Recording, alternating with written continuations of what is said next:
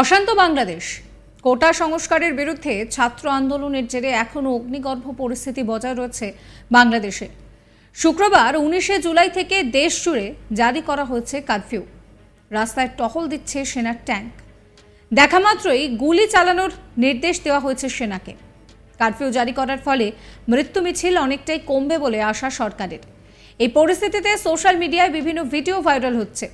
সেরকমই একটি গোপন ভিডিও ভাইরাল হয়েছে, যে ভিডিওতে দেখা যাচ্ছে যে হাসিনা সরকারের পুলিশ বাড়ি বাড়ি ঢুকে মৃতদেহ বের করছে।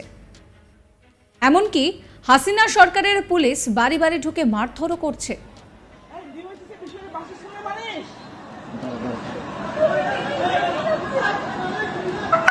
মা, এগুলা খুবই গায়ে লাগে। বাসায় মারবে কেন?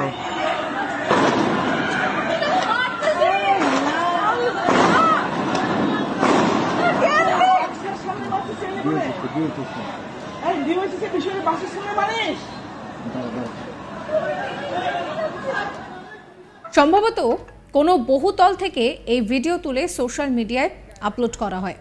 এই ভিডিও মনে করিয়ে দিচ্ছে মুক্তিযুদ্ধের সময় 1971 সালের 25শে মার্চের কথা। প্রসঙ্গত 1971 সালে বিপুল জনমত নিয়ে ভোটে জিতেছিলেন বঙ্গবন্ধু মুজিবুর রহমান। এরপর স্বাধীন বাংলাদেশ সরকার গড়ার ডাক দিয়েছিলেন বঙ্গবন্ধু। কিন্তু পরিস্থিতি বেগতিক দেখে পাক সেনার তরফে বারবার বঙ্গবন্ধু মুজিবুরের সঙ্গে বৈঠক করা হয়। এই পরিস্থিতিতে আবার আকাশ ও সমুদ্রপথে সেনার ট্যাঙ্ক, সেনা বাংলাদেশের প্রধান শহর, সেখানে প্রধান যে শহরগুলো রয়েছে সেখানে মোতায়েনের কাজ শুরু করে পাক সেনা। ইতিহাস বলছে যে ওই সময় 1971 সালের 25শে মার্চ পাক সেনা বাংলাদেশের ক্যান্টনমেন্ট সহ বিভিন্ন হাসপাতাল বাড়িতে বাড়িতে ঢুকে নিরীহ নিরপরাধ মানুষকে গুলি করে নির্মমভাবে হত্যা করে। এমনকি হাসপাতালে চিকিৎসাধীন বহু রোগীকেও গুলি করে হত্যা করে পাক সেনা।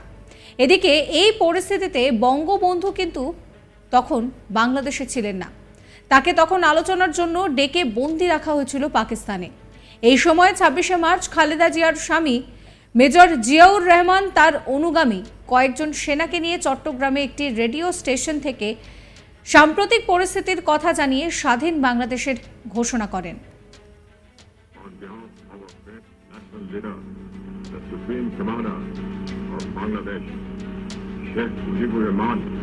Do hereby proclaim the independence of Bangladesh on behalf of our great national leader, the Supreme Commander of Bangladesh, Sheikh Mujibur Rahman. Do hereby proclaim the independence of Bangladesh on behalf of our great national leader, the Supreme Commander of Bangladesh, Sheikh Mujibur Rahman. Do hereby proclaim the independence of Bangladesh. Bangabandhu Mujibur রহমানের নেতৃত্বে এই স্বাধীন বাংলাদেশের ঘোষণা করেন major Ziaur Rahman. যদিও পরে সেই রেডিওর ঘোষণায় অনেক জায়গায় মেজর জিয়াউর ঘোষণার থেকে বঙ্গবন্ধু মুজিবুরের নামের প্রসঙ্গটি বাদ দেওয়া হয়। এদিকে সম্প্রতি যে ভিডিও ভাইরাল হয়েছে সেই ভিডিওর সঙ্গে 1971 সালের 25শে মার্চ পাক সেনার বাড়ি বাড়ি ঢুকে নির্মম হত্যালীলার মিল পাচ্ছেন অনেক নেটিজেনরাই।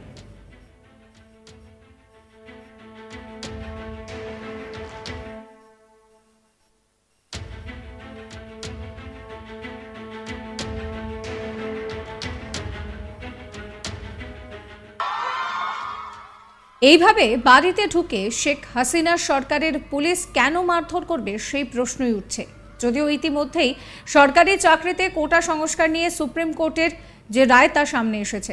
হাসিনা সরকারের তরফে কোটা সংস্কার নিয়ে 2018 সালের সংরক্ষণই বহাল রাখার দাবি করা হয়। যদিও সুপ্রিম কোর্ট রায় দিয়েছে যে বাংলাদেশে সরকারি চাকরিতে 7% কোটা বহাল থাকবে। এর মধ্যে 5% কোটা থাকবে মুক্তিযোদ্ধাদের সন্তানদের জন্য, বাকি 2% অন্যদের জন্য। এদিকে বাংলাদেশের বিশাল অংশের নেটিজেনরা বাংলাদেশের পরিস্থিতি নিয়ে নিজেদের সোশ্যাল মিডিয়া হ্যান্ডেলে লেখালেখি করছেন। তারা জানাচ্ছেন যে ইতিমধ্যেই কয়েকশোর প্রাণ গিয়েছে। প্রধানমন্ত্রী শেখ হাসিনা পুলিশকে নির্মম বল প্রয়োগের নির্দেশ দিয়েছেন। তার দলের সাধারণ সম্পাদক কারফিউ অমান্যকারীদের গুলি করে হত্যা করার জন্য সেনাবাহিনীকে নির্দেশ দিয়েছেন।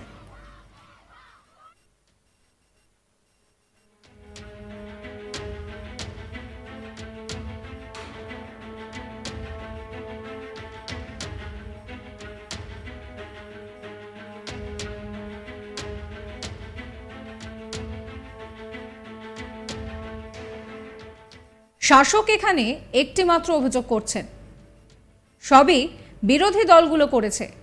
এখানেই নেটিজেনরা প্রশ্ন তুলছেন যে বাংলাদেশে কি আদৌ কোনো বিরোধী দল আছে? তাদের অভিযোগ যে গত 15 বছরে শেখ হাসিনার সরকার বিরোধীদের মুছে ফেলেছেন, দেশকে লুট করেছেন, জনজীবন দুর্বিষহ হয়ে উঠেছে, সাধারণ মানুষের ভোটাধিকার কেড়ে নেওয়া হয়েছে।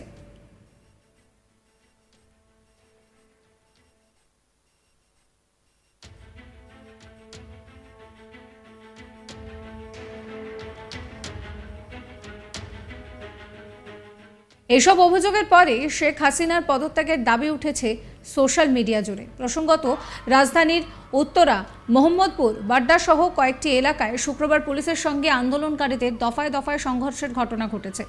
দেশজুড়ে কমপ্লিট শাটডাউন কর্মসূচি চলবে বলে জানিয়েছেন আন্দোলনকারীরা।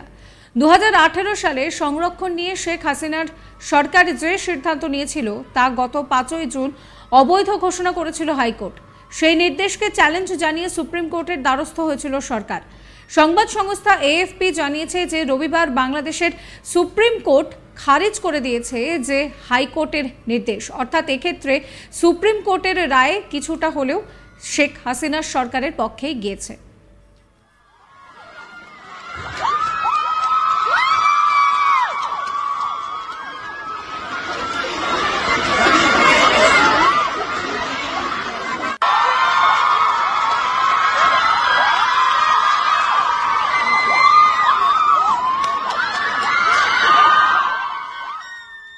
তবে 2018 সালে হাসিনা যে সিদ্ধান্ত নিয়েছিলেন তা হুবহু বহাল রাখেনি আদালত। হাইকোর্টের রায় বাতিল করা হয়েছে, তবে সংরক্ষণের ব্যবস্থা পুরোপুরি বাতিল করা হয়নি। দেশের সরকারি চাকরির ক্ষেত্রে মোট 7% সংরক্ষণের নির্দেশ দেওয়া হয়েছে। তার মধ্যে 5% সংরক্ষণ থাকবে মুক্তিযোদ্ধাদের সন্তানদের জন্য, বাকি 2% থাকবে অন্য শ্রেণীর জন্য। 93% নিয়োগ হবে মেধার ভিত্তিতে। এগুলা খুবই গায়ে লাগে, বাসায় মারবে কেন?